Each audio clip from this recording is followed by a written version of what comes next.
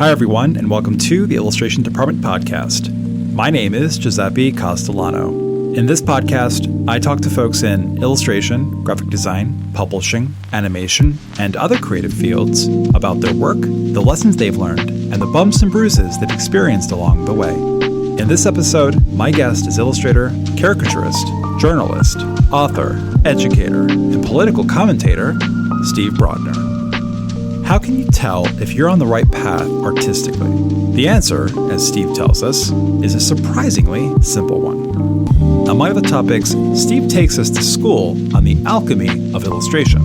We talk about responding to trolls, the truth behind portraiture, AI, and much more. And Steve shares who illustrators of all kinds should really be listening to. I hope you enjoy our conversation.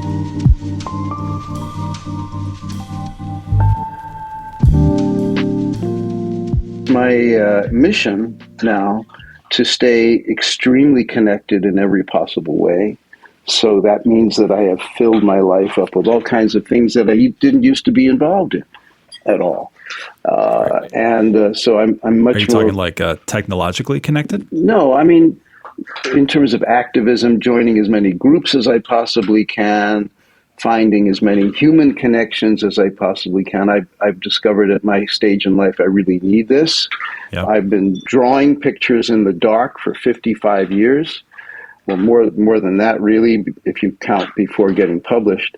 And I really need now to find community and reject the isolating world that we have surrounding us. I have a very wall-to-wall life, too many things going on, and that's by design. I teach 4 classes.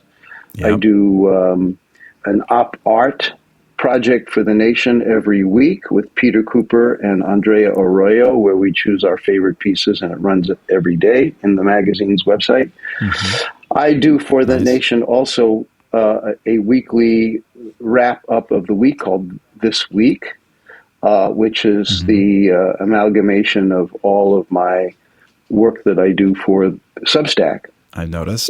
Yes. Yep.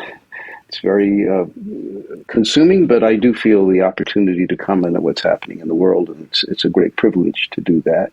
Yeah. And working on a book on AI, which will be out in the winter of 2027. Well, Steve, gosh, do we even start there? That's all we have time for, folks. And thanks so much. Cue the music. Da, da, da, da, da, da. Well, goodness gracious. I have all of those things in my notes scattered about. We will certainly talk about all of it. I spent the better part of this morning listening to your YouTube channel. You and Steve Heller were talking about, among other things, one of my favorite illustrators, Holland, who recently passed, as you know. Brad and Steve were like brothers, you know. And they were connected from the very beginning. I think even when Heller was art directing Screw magazine.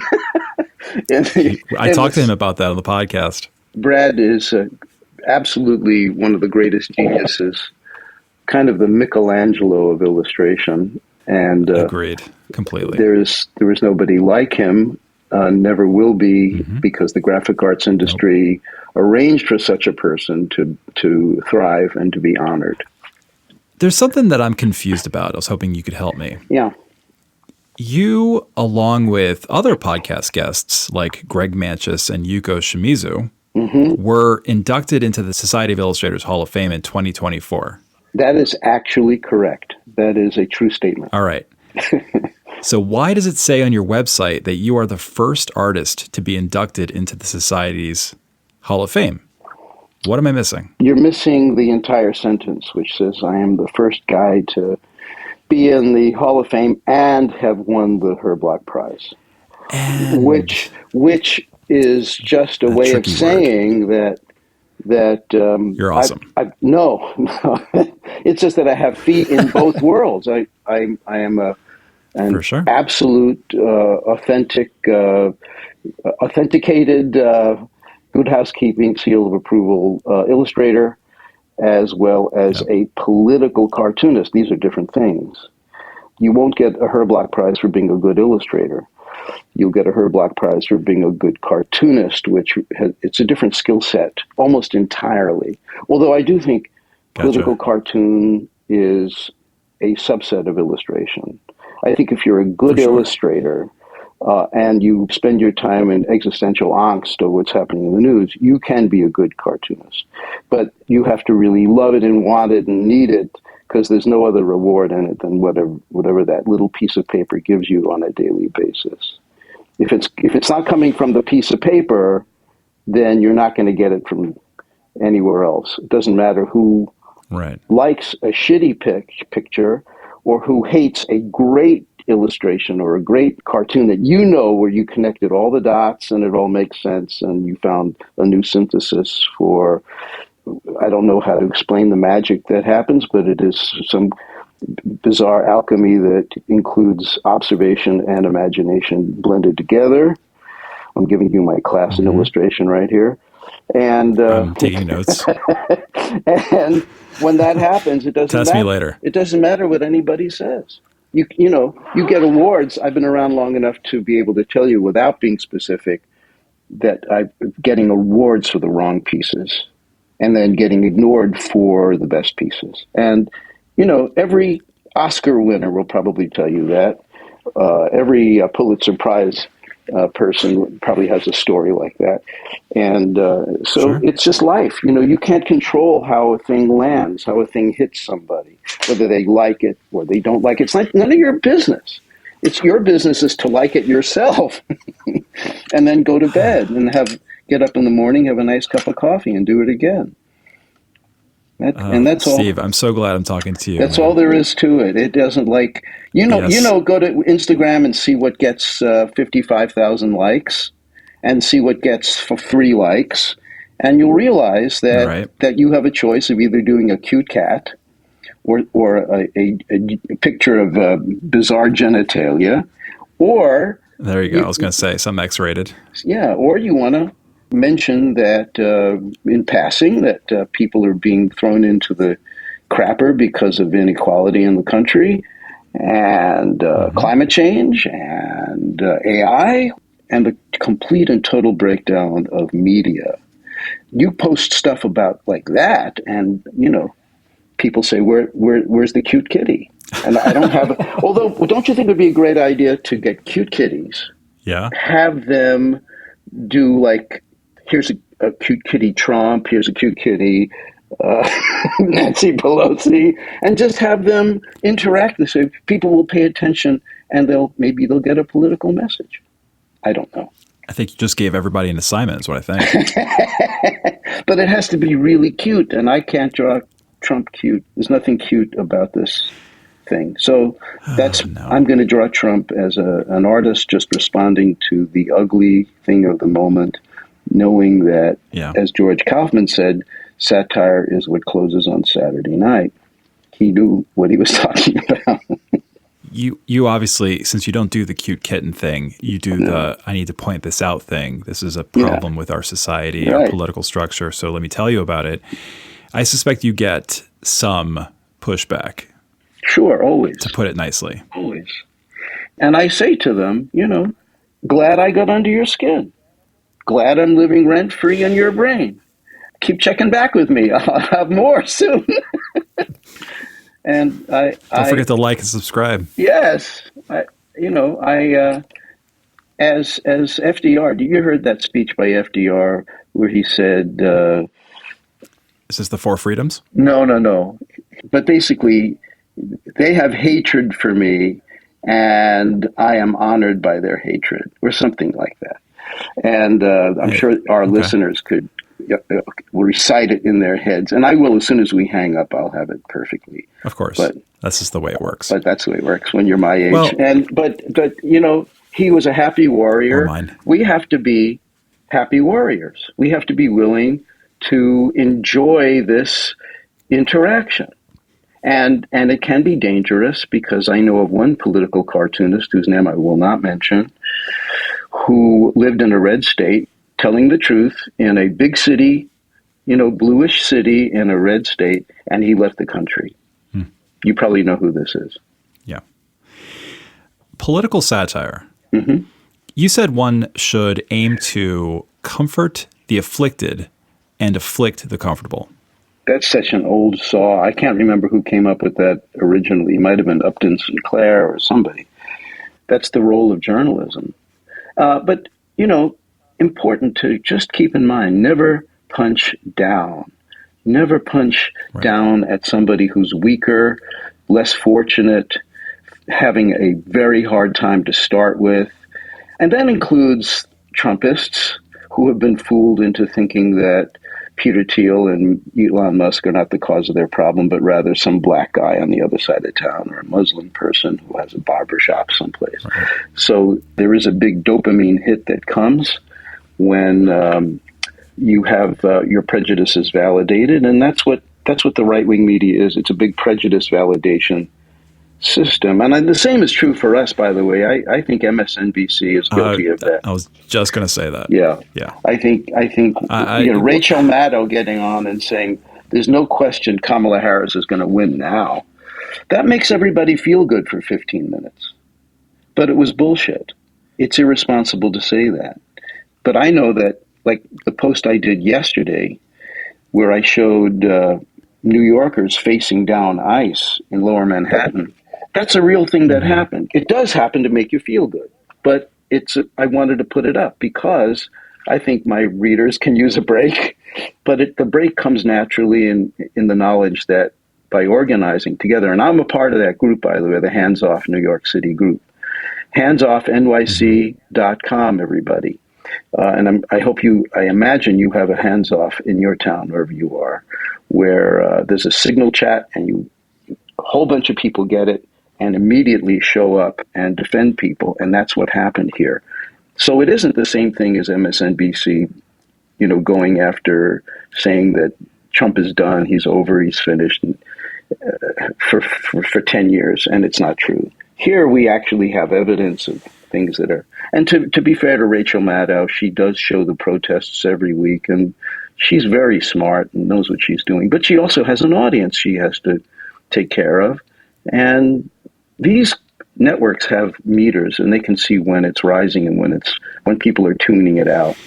So it's a business. And I'd like not to think that those of us who are outside of corporate media are in the same we're in a kind of business. I have income coming from Substack, but I'm not going to go and say anything that I don't feel is the most important thing to say on a given day. It's like, what happened today that makes me most anxious, most upset, most frightened, and I draw that thing, sort of like, the caveman drawing the animal in the cave of saber-toothed tiger, Lascaux, or whatever, right? And it kind of expiates the fear a little bit. Yeah. This timing, talking to you this week, is good for me personally. Let me explain why. The reason I asked you about, getting some negative comments and pushback on your views is, I don't get a ton of negative comments. In fact, I very rarely, I can count on one hand, literally, how many negative opinions have been thrown in my direction about this podcast. On the other hand, it's in the multiple hundreds of positive comments and responses. Great. But as you know, as most artists listening know, you can get 1,000 people saying that you are the second coming, and then you have one person that says you're not. And who are you going to listen to? The one person who says you're not, obviously. That's but you're in control of that, though, I know. So it's just important for you to know that if you were the second coming, if you were Jesus Christ, and you were coming back, and you were turning loaves into fishes or sticks into snakes or something, I'm mixing my testaments up here. I know that. But as a good Catholic, ex-Catholic boy who read the Bible, I'm like, that's not. He didn't do that. No, he didn't do the stick do thing. that. But I get what you're saying. No, it's Moses did that. Anyway, please understand that there's nothing you can do to stop this except one thing, Giuseppe: block and delete like crazy. Get them off your site, get them off your feed, make sure you heard it, you saw it, okay, buddy, you got your chance to call me this name and that name. You are Gonzville. And you can have a nice life understanding that what you're doing is you're entertaining the troops. That's what you're doing. Yeah, they're basically, they attack my ego is what's going on. It's not like, you know, I don't know, I'm ugly or anything. It's more like one person, and this is, again, on one hand, I can count how many over the years, but this happened twice in 1 week, and that's why I find myself in a slightly more introspective place than I usually do when I'm recording podcasts. And that is, they basically said the same thing. One person said that I like the sound of my own voice, so I talk too much. You happen to have a very nice voice, I have to say. Thank you, Steve. But then another person said, what did they say? They said something like, "I don't let illustrators tell their stories." Okay. See what I'm saying? So, but there are people who are talkers, and there are people. I haven't in this conversation. I've hardly let you get a word in edgewise because you absolutely have not. Because I'm a teacher. But if you happen to have like Robert De Niro on your podcast, right? Like one of the greatest actors in America, you ever see him in an interview? One word answer. So how are you, Robert? I'm okay. What are you working on now? Another film. Right. He's painfully shy. If you see him on, I don't know, whatever talk show, Tonight Show or something. And you're disappointed because you're expecting, the Raging Bull guy to come in.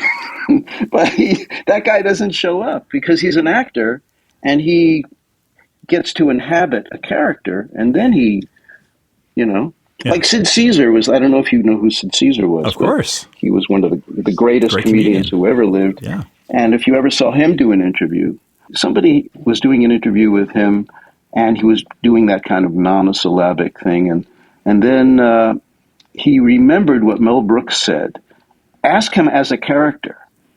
So he says, "Professor, tell me how you change a tire." "Well," he says, "well, you take the tire and you move it upside down and you put it first, you put it around your head and you're done." I mean, he went on for a half an hour as the professor because he's an actor, right? Right. But those of us who are illustrators, some of them are like Robert De Niro and some of them like me, where if you teach, you have a group of kids who sometimes are alive and some of them, sometimes they're absorbing what you have to say, but there's no input. So you throw out something and you're looking at them and you have to keep talking. So I could go on for 3 hours and just say absolutely nothing of any importance whatsoever.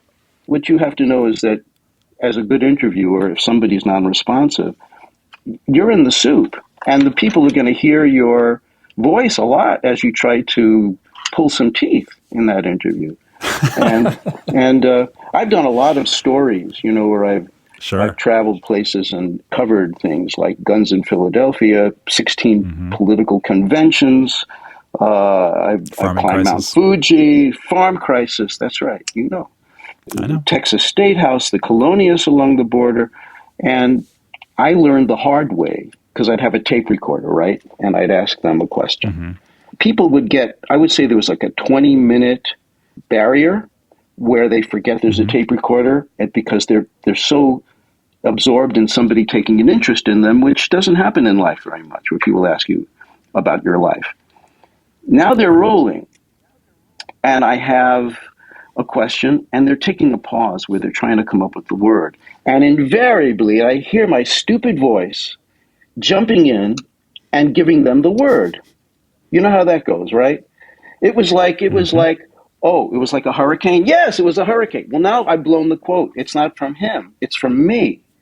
I can't use it really. So I learned the hard way after listening to my stupid self on the tapes to just sit and wait. And if it takes a minute and a half for him to get the word that he's looking for, fucking wait for it. Don't say anything. Okay?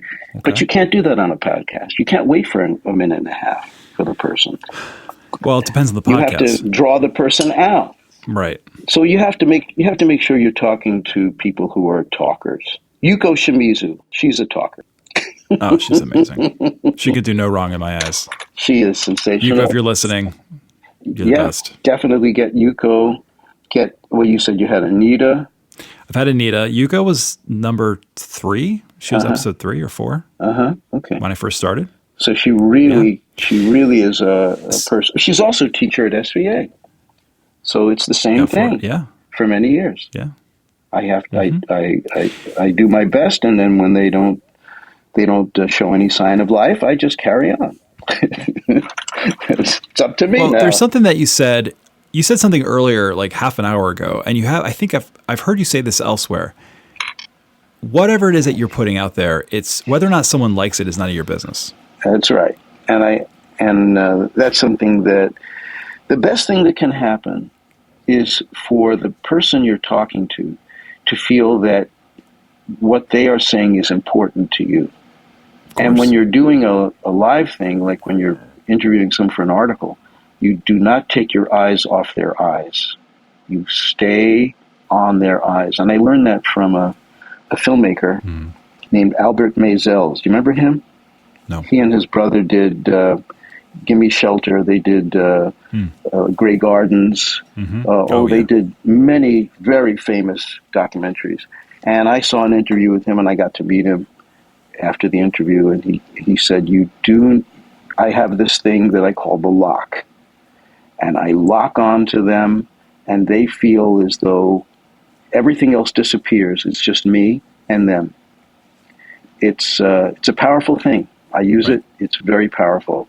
And it's not insincere. I'm not forcing it. I'm just reminding myself that I want this person to really be extremely comfortable with me and to know that I'm on their side. And even if it's a right-wing asshole, I've done really good interviews with Patrick Buchanan and Oliver North and Jesse Helms, and also hung out for 10 days with Bob Dole while he was running for president for Esquire. Washington Post magazine. And how quaint does Dole look now? He was actually compared a to remarkable man. He was a remarkable man. I'm sure he was. He was shot to pieces in World War II. He could not use his right arm at all.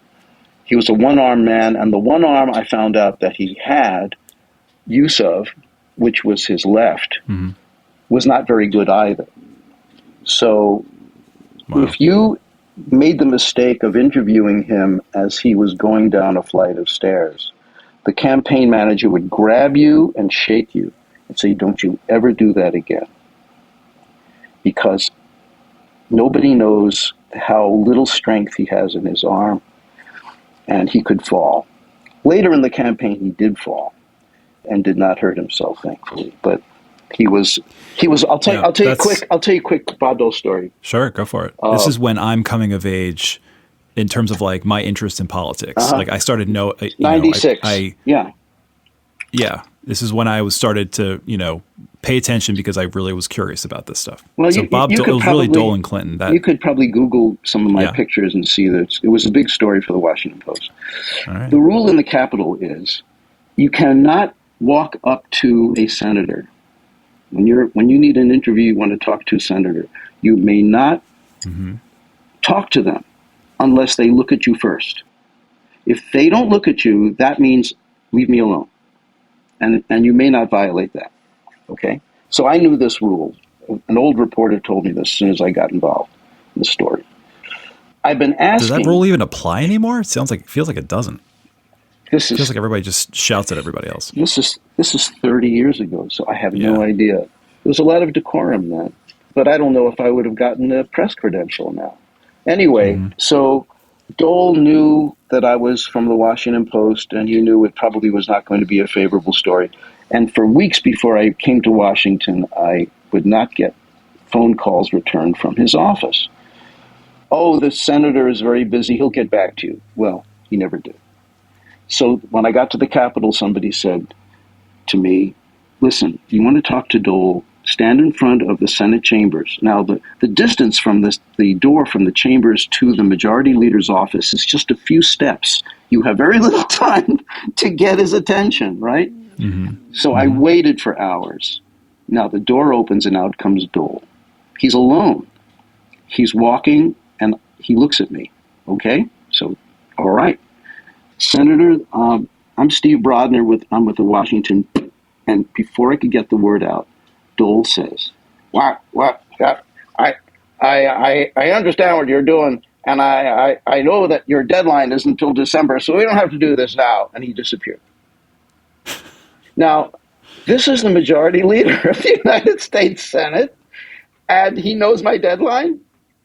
And it turns out Bob Dole, because he could not write anything down, had to hone an amazing memory where he remembered everything, including a little schmucky cartoonist's schedule, his deadline for the Washington Post.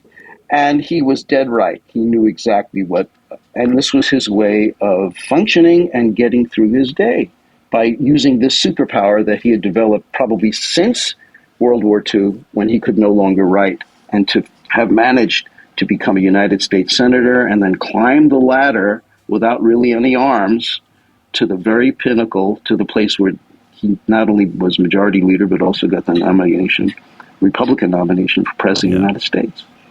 I didn't agree with anything as a liberal that he stood for, except the Americans with Disabilities Act, because he was disabled. He could then relate to suffering people on that level. It's interesting how human nature works. Yeah, really. I had tremendous admiration for him as a man. He was a remarkable man, and not anybody, and very funny too. Nobody knew this about him. This was not publicized. This was all. No, I didn't know. He was shot in World War II. I didn't know he had no use of his right arm. I didn't know he was that funny. He was hilarious. And again, I'm like 19 or 20 at this point, so I'm remembering. I'm paying attention, and I would have remembered that. We come out of a fundraiser in New Hampshire. It's snowing. Dole says to the press, he says, "Wow, they get a snow job inside, they get a snow job outside."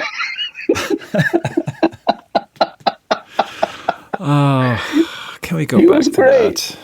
Yeah. He was funnier than Clinton, but nobody knew it. And he looked like Nixon. He looked like a dark, troubled man. And he wasn't. It's just the way he looked.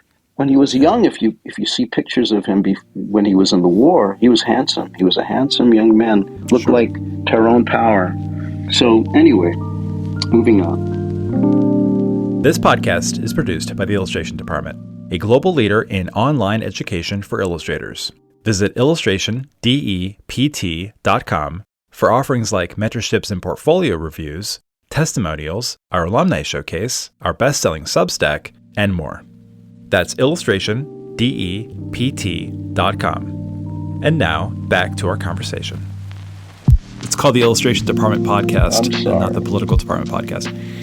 Although my kids had a really good idea the other day. They were like, you should do a podcast network in which you have the illustration department and then the writing department and then the reading department. And they were listing off a bunch of stuff. And I was like, oh yeah, it's actually a pretty cool idea. It is. In illustration, yeah. So you've chronicled your work. And I don't know if you know this. And I had this, I don't have this in my notes. I had it in my head. And it fell out of my head until just now, thank God. You realize you are the Herb Block to this generation. Like Herb Block to you, what he meant to you, his positions. I mean, he was pro-civil rights. Brave, he was very brave. Spoke artist. Yeah. Right. He spoke, wrote to or illustrated to gun control, campaign finance reform. He did all these things, education reform. So he was to you, or he is to you, what you are to this generation of political satirists and illustrators. I thank you for that compliment. I would vigorously disagree with that because Herb Block worked for a publication that had hundreds of thousands of readers, and I'm in The Nation magazine, which may have 100,000. I'm not sure what the online circulation of The Nation is, but it's far less. And also, in those days, there was not the great proliferation of media that there is now. So if I'm on Substack, how many people also are on Substack? I have 10,000 subscribers. That's not really very much on Substack. And I hope that if I do something that's good, it gets shared a lot in social media. I'll never know. I'll never know how many people. But it's not just the social media. It's since the beginning. I mean, before even in 1977 when you started working with Stephen Heller at the New York Times, even before that. Yeah. It's the entirety of your career. Okay.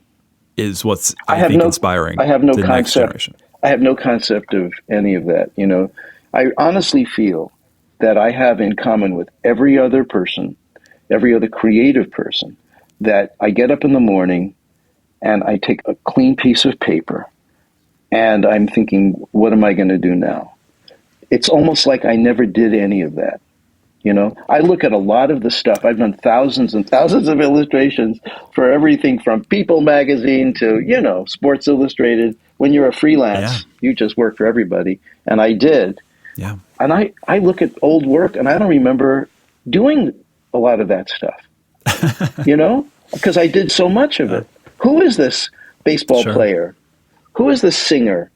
You know, I did Rolling Stone for 2 years. I went to the movies with Peter Travers, which was great fun. Wow. So that's the way things go. And I'm not aware of the past. I don't really want to think about the past. I just want to think about, like, right this minute. It's a good philosophical place to be, also a good spiritual place to be. It's all just right now. What can I do now? And the minute I'm looking back, I'm not being in the now. And I think this is just very important in life, you know, to not dwell on what happened, because that's completely unchangeable. You can't do better than what you did, but you can actually do better today. Today's the day you can work on yourself and glean from that old work. Only has value in terms of what's next. That's my opinion anyway. Yeah. When you draw a portrait of someone in the public eye, what are you hoping to achieve? Tell the truth. I just want to tell the truth to the best of my ability about that face. And that's, you know, quite often a fool's errand, because you want to tell the truth as you feel it, as you know it, but you don't really ever know a person. So if you're drawing a celebrity, if you're drawing an actor, you're not really drawing, unless you want to, Robert De Niro as he is. You're drawing Robert De Niro as The Godfather or any of his other Goodfellas, any of those other films. If you look at Hirschfeld, he never, ever, ever draws the actor as a human being. He's drawing Zero Mostel as Tevye, or Carol Channing as Dolly and Hello, Dolly. He's only giving you the performance. But in that performance, he's telling you the absolute truth about that character that he witnessed on the stage or on the screen. You know, when I was a kid, we get the New York Times on a Sunday at home and open up what was called the arts and leisure section, or the drama section. And here is a half-page illustration, which is huge on a broadsheet. And you felt as though you were in the fourth row at the Schubert Theater. Quite often, his picture of the thing was better than the show. And what a treat that was, to have this genius translate an experience that he was having. But all kinds of artists in illustration are brilliant at translating experiences they're having. You know, Sempé comes to New York and he gives you his version of New York and how a Frenchman sees the city. Very honest. He's telling the truth. Jean-Jacques Sempé. All the time. I never met him, but one of my students did and immediately got in touch with him. I went to Paris and guess who I saw on the street? Well, you met Hirschfeld. I did meet Hirschfeld. Absolutely loved him. In 1974. Yeah, that's right. After you won the Population Institute cartoon contest. I was 19 years old. Who did you beat, by the way? I know the answer to this, but tell the listener. Famous people. I was a sophomore. Yeah, you did. The bigger story, which I won't go into unless you want to, unless you have another hour and a half, was that Cooper Union wanted to throw me out. I do, but does the listener is my question. What's that? I'll talk really fast. Cooper Union wanted to throw me out. It was a fine art school, and I was not a fine artist. I wanted to do what I do. What I'm still doing now is what I wanted to do. One of your teachers tried to kick you out. The dean of the art school wanted to throw me out, and he couldn't do it because he needed other teachers to change the grades down. But anyway, I won this big award, and suddenly they loved me at Cooper Union. Who did you beat? Give me the second, third, fourth. I believe number 2 place. was Garry Trudeau of Doonesbury. Yeah. Who's still doing it. This is 51 years ago now. 50. I've been trying to get his email for ages. I can't find it. I don't have it. Sorry. Yeah. I thought anyway. Shot in the dark. NCS may have it. I don't know. See if they'll respond. Anyway, right.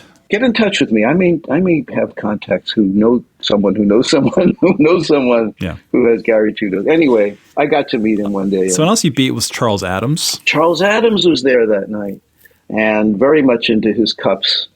Very sweet and pleasant, but enjoying himself quietly.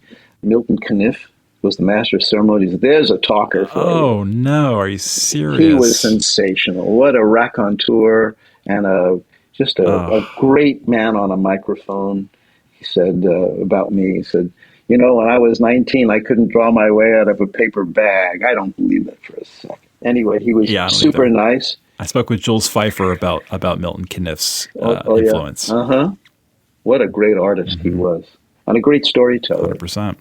And same is true of Jules, of course. What I found interesting about this is you they try to say, maybe you need to go to Brooklyn College instead. I know. He said that. Well, you really did. You say, no, I'm good. Oh, I've spent a great deal of time reading and listening to basically everything I could get my hands on. So if I forget things about myself, I'll give you a call. Yeah, go for it. I've got it. I got it. It's all in here. But what I find funny about that is they try and kick you out, and then later on they give you their most vaunted award, the St. Gaudens Award. Not those same people though, Giuseppe. Different people. I know, it's too bad. I wish. And the people who wanted to throw me the hell out, those people probably wouldn't have been amazing.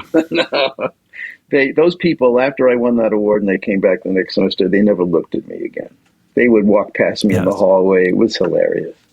As a teacher, I can say that at the beginning of my teaching career, I met kids like myself, and I hated them. And I don't anymore because I realize art is not a thing that you can mark or grade or judge based on what's come in the past, because a real artist is not going to be giving you anything like you've seen in the past. A real artist in your class is going to just smash the icons. And then it's your job as a teacher to just pause and look at this and say, okay, where are you going with this? Let's see what else you have. Yeah. And if there's energy behind it, you're doing your job beautifully if you say to that kid, that's good, keep going. If a teacher saying that to a kid, it has extraordinary power. Because they probably have been told by their parents and everybody else, give it up, you're no good, you can't do it, what's a waste of time, don't bother. And here's an adult and professional says, that's good, keep going, do more of that. It seems simple, but it is extraordinary to say that to. I wouldn't say that to a kid who's a lazy schlemiel, but if a kid's on fire with something I've never seen before in my life, wow, just keep going, kid. Let's see what else. If you're hungry, I'm with you. I'm for the hungry kid. And I've learned to shut up. Again, as with the interviews, learned when to shut the hell up and let it fly, And the grade is only there for the schlemiel who doesn't want to work. And you say, oh, look, you didn't do enough. I'm going to have to give you less than an A. Less than an A. They're terrified. But you see a kid who's completely hungry and on fire. Leave him alone. Let it go. Did you know that Jackson Pollock was the student of Thomas Hart Benton? Did you know that? I did not know that. Can you imagine Thomas Hart Benton looking at this kid, like after he got away from Benton and now he's splashing around with paint. What do you think Benton thought or said? He'd never seen anything like this in his life. No one else had. And he probably was saying, oh, poor Jack, like, I don't know what's wrong with him. I like him, but my God, what are you doing, Jack? Or like what Pissarro said about Cézanne. They painted together. And Pissarro was much older than Cézanne.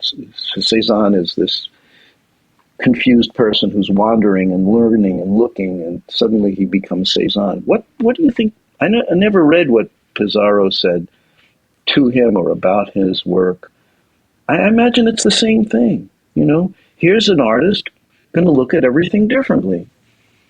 And if you're a good teacher, you shut up and you let it go and you see where it's going. And in Cézanne's case, it changed the world of art, and in the case of Pollock as well. How many books do you have published at this point? You have Living and Dying in America. Yeah, that was the most recent one. 2022? 22. And then Freedom Fries, which was 04, which was a retrospective of the first 30 years. Mm-hmm. Freedom Fries was actually Freedom Fries, okay? So it was taking that popular term used during the Iraq War, where idiots were not eating French fries, they were eating freedom fries. Freedom fries. And I turned it into, I thought would be clever to call it Freedom Fries, but nobody got the joke. I'm going to be honest, it took me about a second to catch on to that. I was like, what's the Freedom difference? is frying, right. Yes. Right. So I thought it was just too clever by half. And it sold pretty well, and this new book is for Fantagraphics as well. When? Winter 27? Yeah, I've got about 70 artists. I'm sure most of these artists you know and admire as I do. People like Guy Biou and Jim McMullan and Ed Sorel and younger ones. Podcast guest. Yes. Said no. Who was the fourth one? Gerard Dubois. Do you know him? Of course. I haven't reached out to him yet. You must reach out to him. I don't know how his English is. Yes, I must. But he is fantastic. Mine isn't that great, so it's fine. Neither is mine. And Andre Carrillo from Portugal. Mm-hmm. Victor Yuhas and Joe Chardello. Podcast guest. And, Podcast guest. Oh, really? Okay. It's my dream team. And I asked all of these people, can you, and a lot of young artists who've been in my class who I admire tremendously, like Tian Chen from China, send me a project that you have finished where you have saved the sketches. Let us see the changes and the twists and turns. And you tell us why you made a change. Was it for narrative reasons, design reasons, or the client just got a bee up his bonnet about something? Show people how this gets done. Because failing that, people will have no understanding of what an illustration is and how it gets made. They'll be easily fooled into thinking that the slop we see that's made by AI is perfectly fine. And I want this book, when it comes out, to be used in schools, because I do think that a lot of art schools have people who are making decisions who've never done illustration and don't know what's involved. So my whole point of this book is teach them skills first. They will inevitably use these tools, but make sure they learn design, make sure they learn narrative, make sure they learn how to stage and sequence a piece of art that combines visual elements in order to tell an important story. AI may create a good facsimile of that, but no AI can tell you what it was like for Art Spiegelman's dad to live through the Holocaust. No AI can tell you what it was like for Alison Bechtel to grow up with her dad. Yeah. Or Ms. Satrapi coming out of Iran. Or even what Joe Chardello feels about drawing John Ford, which I think is one of the finest drawings I've ever seen in my life. These are feats of magic that can only come from a human being. AI will have its place, but I want my book that's coming out in another year and a half. Well, not another year. It'll be out next winter, to stand as a testament to the care and the work and respect that we all have for what we do. To whatever extent it means something to people, that's great. And if you don't like it and you want to use the slop, use the slop. And it will remain slop.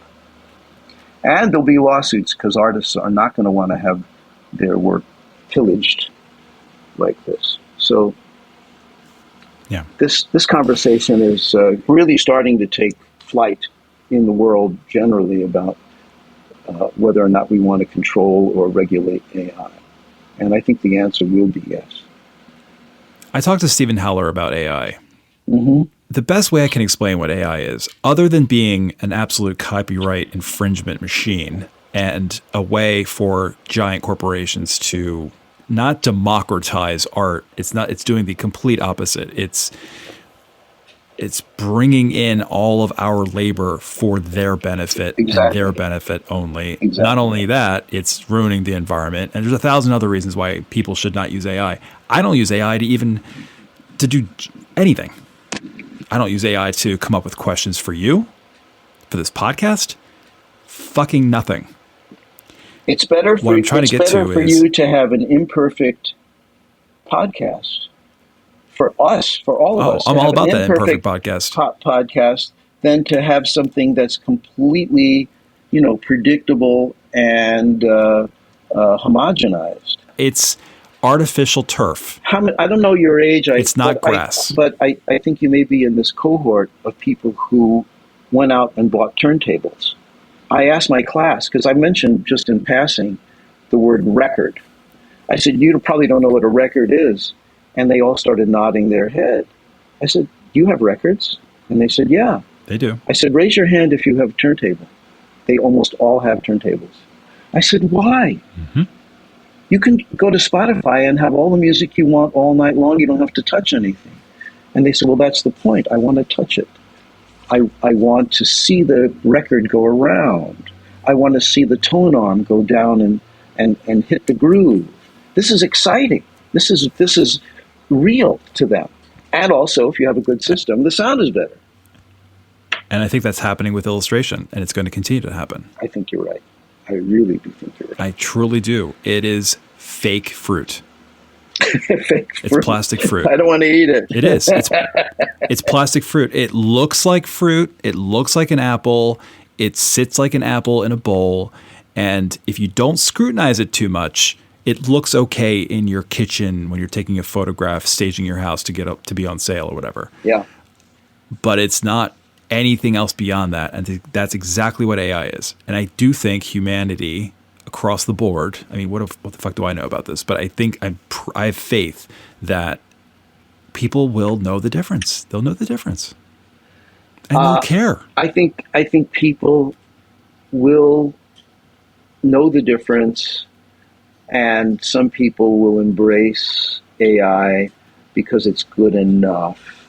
Because, good enough is really the industry standard for certain kinds of products. People who don't care for authenticity. Yeah.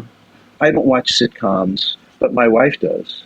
And I watch these things, and I think sometimes, if you poured all the sitcoms that were ever made, which I'm sure they've done already, from I Love Lucy to Seinfeld, into the machine, and then you say, write a sitcom about a housewife with a bunch of Jewish friends.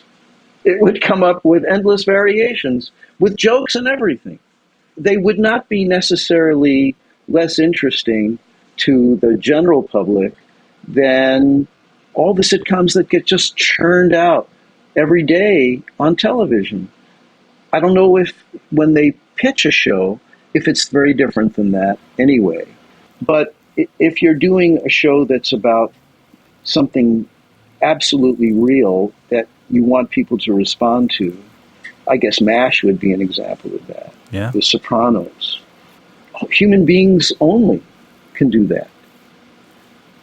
So we'll see how it goes. It's an electric fireplace, not a wood-burning fireplace. That's exactly right. People want that authentic, handcrafted piece, not the fake bullshit. Also, this idea of every illustration being a digital illustration made by hand. I'm seeing a greater number of my students now in my illustration classes where they're painting. They're doing oils, they're doing acrylic, they're doing beautiful, beautiful watercolors. I'm so deeply impressed.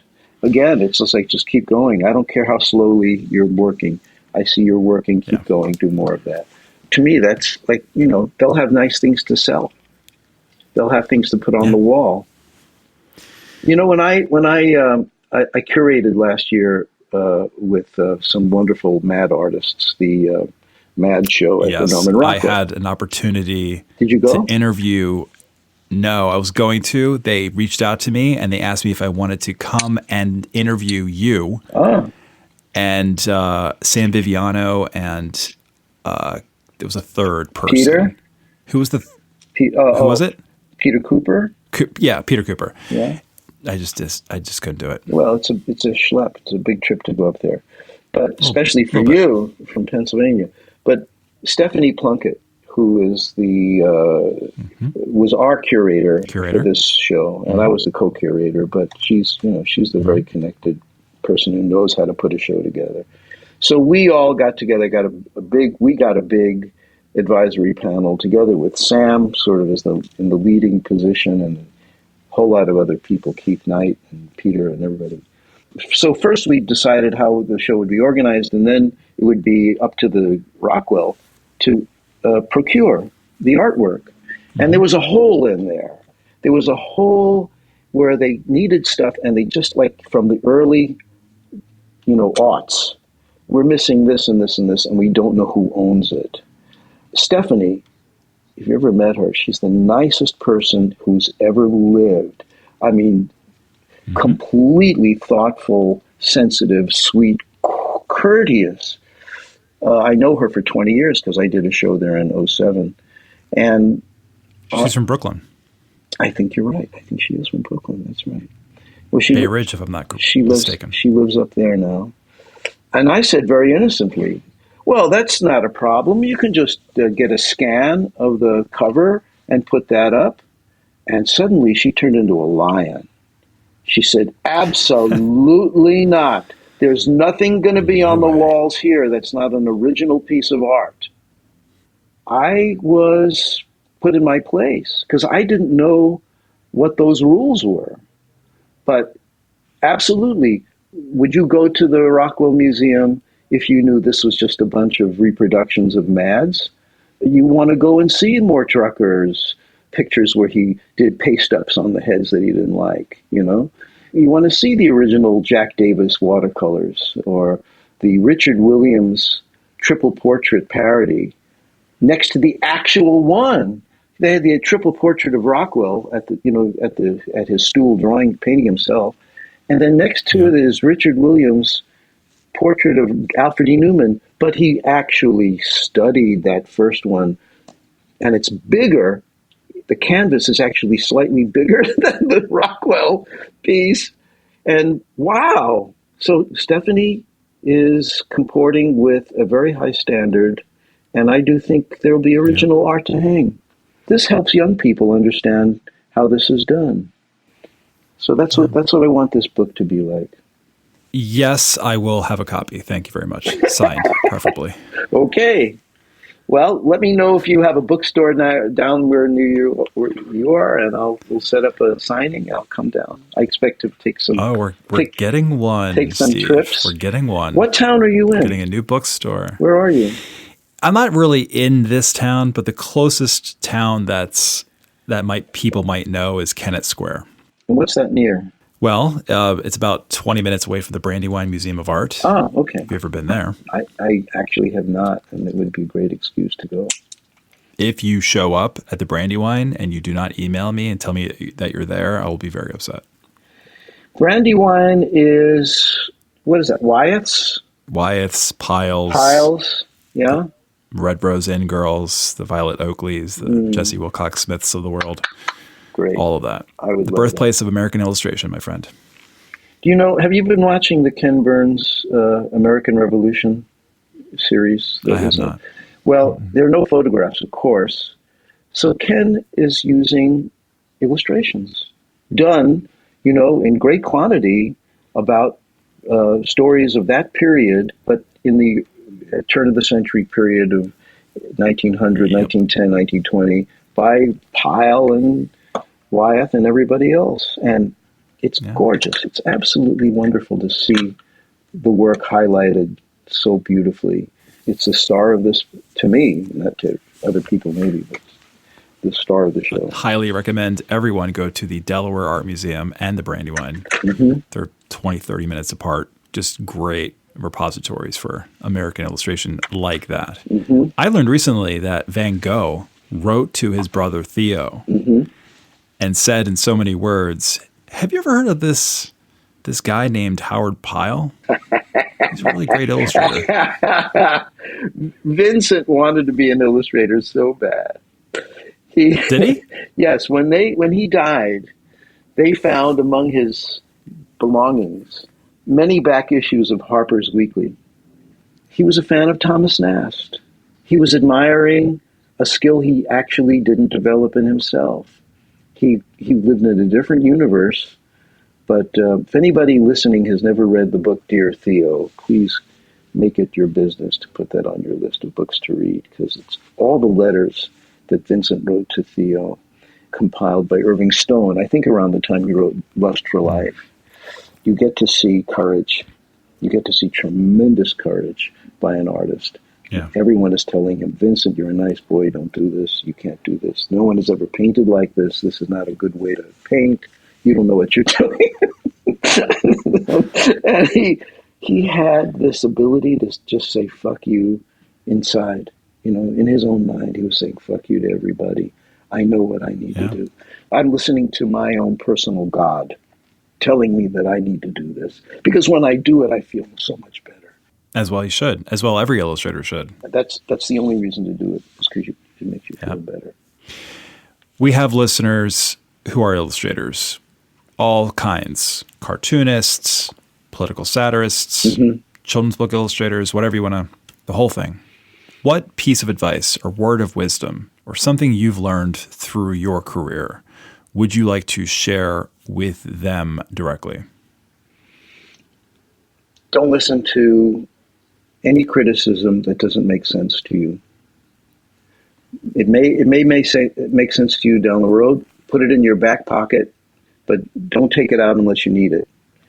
The only advice you really need is to seriously think about where you want your work to go, and that comes from the joy you get in the creation. If you are feeling joy, then you're on the right path. It doesn't matter what anybody has to say to you, because everybody's criterion is completely different. To be able to listen to yourself. And to me, this is the definition of God, actually. I believe in God to this extent. God is the thing that's talking to you and telling you what you should be doing based on this little flame you have inside. Imagine a little flame inside your chest that flares up when you do a certain thing. Be aware of that thing. Be aware of that little flame. And did it reach a level 2 when you went bowling? Did it reach a level 4 when you took a drive in your new car? Did it reach a level 10 when you made a drawing of your dog? Well, if that's the case for you, as it is for me, although I don't draw my dog too much, I do draw him from time to time, then God is talking to you, and God is telling you that this is good. You should do more of this. You don't need a teacher to tell you that. You need to just be able to monitor the little flame inside. Also, being in love. It's the same thing. You shouldn't worry about who you should be in love with and who you shouldn't be in love with. When I started dating after my first marriage, I only wanted to be with the women in my dating life who gave me that kind of flair. The minute I met her, I knew that's the woman. Just because I was accustomed through my art, I guess, through living long enough, to respect that feeling. I knew it when I met her. Inside of a half an hour, I knew this was the person. This was a fantastic person. And she's only gotten more fantastic. And she wouldn't tolerate my saying that in front of her, but it's the truth. And I fall in love with artists. I fall in love with paintings and with movies and music.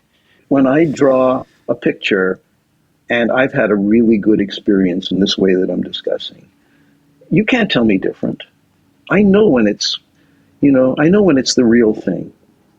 It comes not very frequently, but when it does, I don't care if it gets 2 likes on Instagram. I don't care. I know when I've done it.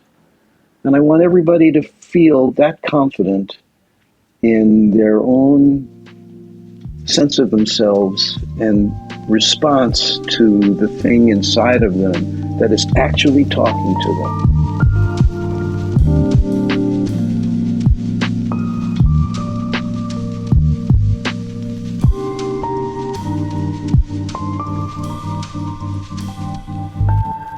To learn more about Steve, visit stevebrodner.com. If you find value in this podcast, you can support it by subscribing to my best-selling Substack. For $5 a month or $50 a year, you will access hundreds of articles on the art, practice, and history of illustration, unlock bonus podcast episodes called Extra Credit, and connect with other members of the ID community. Join me on Substack by visiting illustrationdept.substack.com. Thank you so much for listening. Until next time.